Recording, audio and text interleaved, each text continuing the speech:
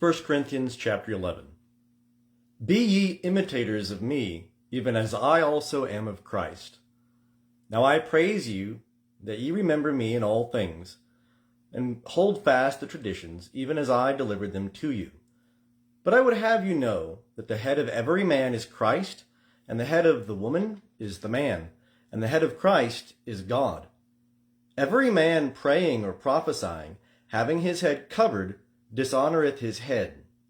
But every woman praying or prophesying with her head unveiled, dishonoreth her head.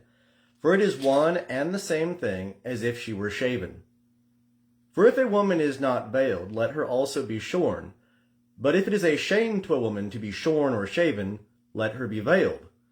For a man indeed ought not to have his head veiled, forasmuch as he is the image and glory of God. But the woman is the glory of man. For the man is not of the woman, but the woman of the man. For neither was the man created for the woman, but the woman for the man. For this cause ought the woman to have a sign of authority on her head, because of the angels. Nevertheless, neither is the woman without the man, nor the man without the woman in the Lord. For as the woman is of the man, so is the man also by the woman. But all things are of God. Judge ye in yourselves, is it seemly that a woman pray unto God unveiled? Doth not even nature itself teach you that if a man have long hair, it is a dishonor to him? But if a woman have long hair, it is a glory to her, for her hair is given her for a covering.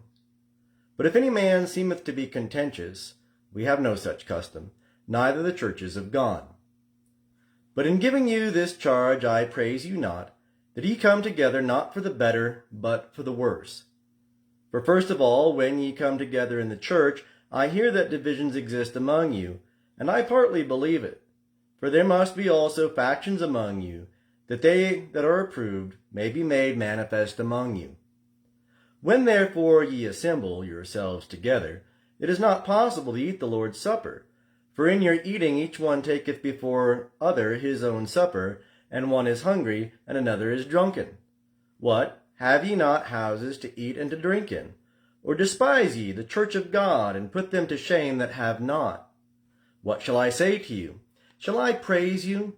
In this I praise you not. For I received of the Lord that which also I delivered unto you, that the Lord Jesus, in the night in which he was betrayed, took bread. And when he had given thanks, he brake it, and said, This is my body which is for you. Do this in remembrance of me. In like manner also the cup after supper, saying, This cup is the new covenant in my blood. This do as often as ye drink it, in remembrance of me. For as often as ye eat this bread and drink the cup, ye proclaim the Lord's death till he come. Wherefore whosoever shall eat the bread or drink the cup of the Lord in an unworthy manner shall be guilty of the body and the blood of the Lord. But let a man prove himself, and so let him eat of the bread and drink of the cup. For he that eateth and drinketh judgment unto himself, if he discern not the body. For this cause many among you are weak and sickly, and not a few sleep. But if we discerned ourselves, we should not be judged.